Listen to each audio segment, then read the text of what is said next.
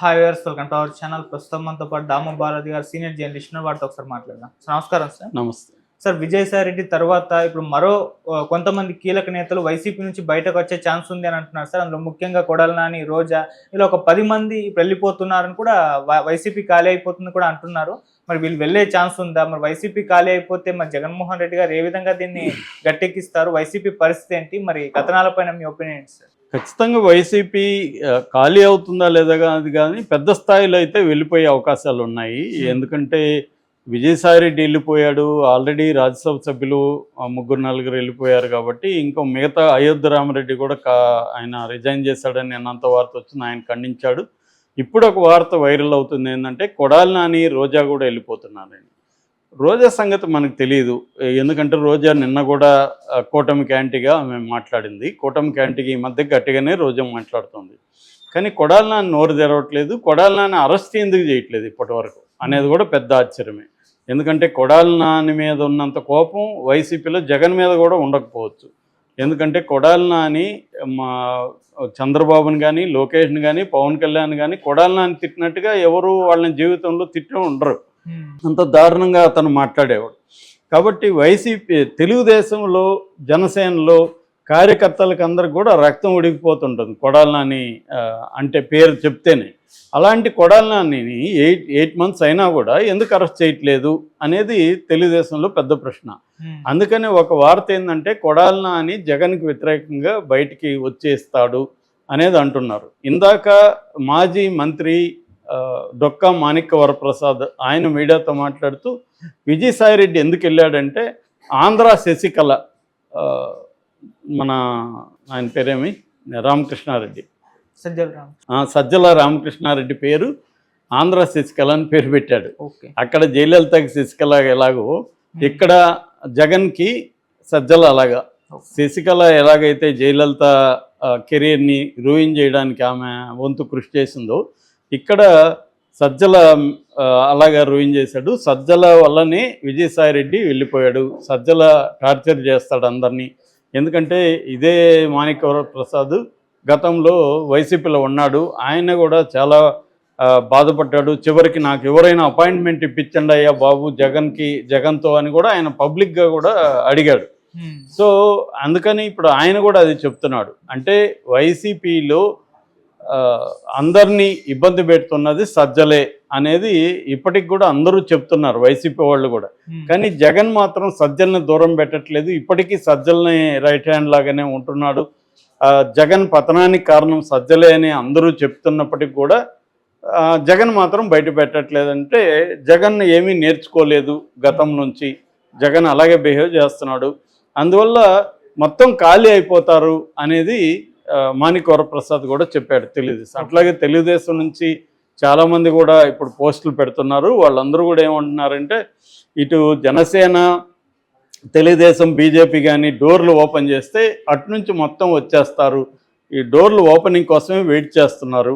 ఎందుకంటే ఇప్పుడే అందరినీ లాగితే జగన్కి సింపతి వస్తుంది, అందరినీ వీళ్ళకి అవసరం లేకపోయినా కావాలనే తీసుకుంటున్నారు అనేది ఒకటి. రెండు, వాళ్ళందరినీ తీసుకొని వస్తే ఇక్కడ జనసేనలో, తెలుగుదేశంలో ఉన్న నాయకులకి చాలామందికి ఇబ్బందులు వస్తాయి. ఎందుకంటే లోకల్గా ఆయా ఏరియాల్లో వైసీపీ నాయకులతో గత 5 ఏళ్లలో వాళ్ళు అనేక ఇబ్బందులు ఎదుర్కొన్నారు. వాళ్ళు ఇప్పుడు వచ్చితే వాళ్ళతో కలిసి వీళ్ళు పనిచేయడానికి రెడీగా లేరు. ఆల్రెడీ మనం చూసాము, చాలా చోట్ల జనసేన వాళ్ళు చాలా తీవ్రంగా వ్యతిరేకిస్తున్నారు, వైసీపీ వాళ్ళు వ్యతిరేకిస్తున్నారు, తెలుగుదేశం వాళ్ళు వ్యతిరేకిస్తున్నారు వాళ్ళు రావడం పట్ల. అందువల్ల కూడా వీళ్ళు ఓపెన్ చేయట్లేదు. ఓపెన్ చేస్తే మాత్రం వాళ్ళు వచ్చేస్తారనేది టాక్ నడుస్తుంది. సో ఇప్పుడు కొడాలి తర్వాత వల్లభనేని వంశీ ఇంకొంత మంది కూడా బయటికి వచ్చేసే అవకాశం ఉంది. అంటే ఒకవేళ తెలుగుదేశం, జనసేన డోర్స్ ఓపెన్ చేయకపోయినా మేము రాజకీయాల నుంచి విరమించుకుంటున్నాం అని చెప్పైనా బయటకు వచ్చేస్తారు. ఎందుకంటే మనం పోసాన్ లాంటి వాళ్ళని చూసాం రాజకీయాల నుంచి విరమించుకుంటున్నారు. వీళ్ళందరిది కూడా మనం నమ్మలేం. మళ్ళీ జగన్ వస్తాడు అనుకుంటే అటు జంప్ అవుతారు, వీళ్ళు మళ్ళీ రాజకీయాల్లోకి వస్తారు.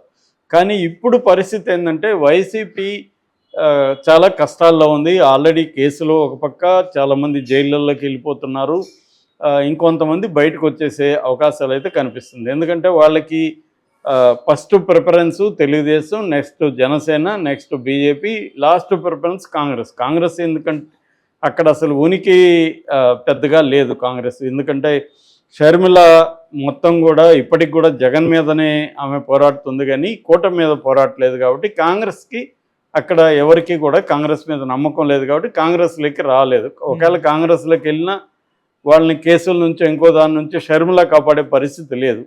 అందుకని వాళ్ళు ఏంటంటే ఒకటి కేసులను తప్పించుకోవాలి, రెండు వాళ్ళ వ్యాపారాలు సజావుగా సాగాలి. ఈ రెండు జరగాలంటే వాళ్ళు వైసీపీ నుంచి బయటికి రావాలి. ఒట్టిగా బయటకు వస్తే వీళ్ళేమి తీసుకోరు. వైసీపీకి నష్టం చేసే విధంగా వాళ్ళు మాట్లాడడం కానీ ఇవన్నీ చేయాలి. ఆల్రెడీ మనం చూసాము ఈరోజు ఇందాక ఢిల్లీలో ప్రెస్ మీట్లో విజయసాయి రెడ్డి వైసీపీకి నష్టం జరిగే విధంగా మాట్లాడుతున్నాడు. ఎందుకంటే గుండెపోటు వివేకానంద రెడ్డి హత్య కేసులో నాకు ఫస్ట్ గుండెపోటు అని చెప్పింది అవినాష్ రెడ్డికి రైట్ హ్యాండ్గా ఉన్న పక్కన ఉన్న వ్యక్తి చెప్పాడు అనేది ఆయన మీడియాతో చెప్పాడు. ఆ మేరకు అది మళ్ళీ ఆ కేసు బయటకు వస్తుంది. అవినాష్ రెడ్డి చంపాడు, అందుకనే అవినాష్ రెడ్డి గుండెపోటు తీరిని బయటకు తెచ్చింది అవినాష్ రెడ్డి. చూడండి ఇప్పుడు ఆయనే విజయసాయి రెడ్డి చెప్పాడు అనేది బయటకు వస్తుంది. మొన్నటి వరకు విజయసాయి రెడ్డికి వివేకానంద రెడ్డి పెద్దలుడు శివప్రకాష్ రెడ్డి చెప్పినట్టుగా వార్తలు ఉన్నాయి. కానీ ఇప్పుడు అదే విజయసాయి రెడ్డి ఓపెన్గా ఫస్ట్ టైం ఓపెన్ అయ్యాడు. ఆయన గుండెపోటు అని నాకు చెప్పింది అవినాష్ రెడ్డి అన్నట్టుగా ఆయన చెప్తున్నాడు. అంటే క్లియర్గా అవినాష్ రెడ్డి దీంట్లో దోషం అన్నట్టుగా వస్తుంది. రేపు ఇదే విషయాన్ని కోర్టులో చెప్తే అవినాష్ రెడ్డికి వ్యతిరేకంగా సిబిఐకి గట్టి సాక్ష్యం దొరికినట్టే.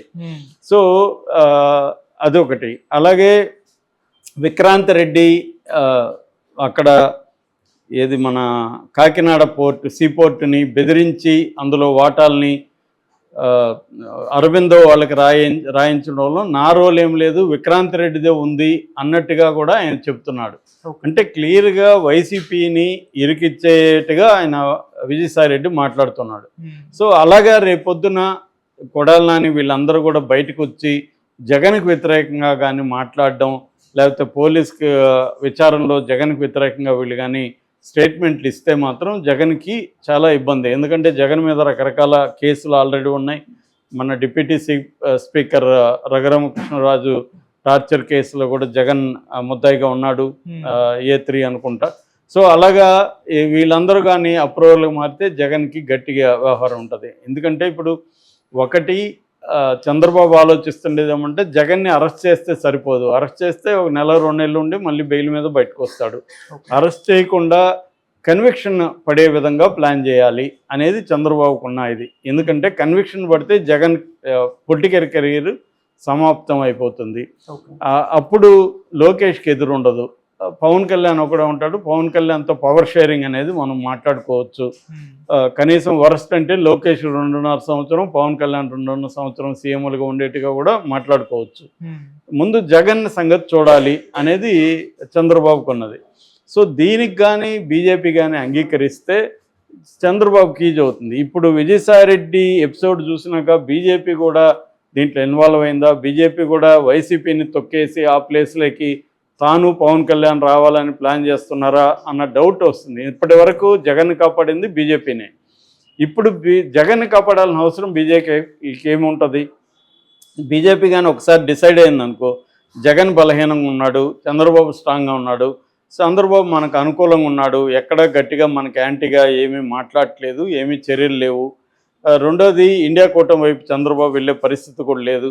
కాబట్టి 2029లో కూడా కూటమి బేస్ చేసుకొని మనం ఎన్నికలకు వెళ్ళొచ్చు అని కానీ బీజేపీ డిసైడ్ అయితే జగన్ని కంప్లీట్గా రాజకీయంగా జగన్ని తొక్కేసే అవకాశం ఖచ్చితంగా ఉంది.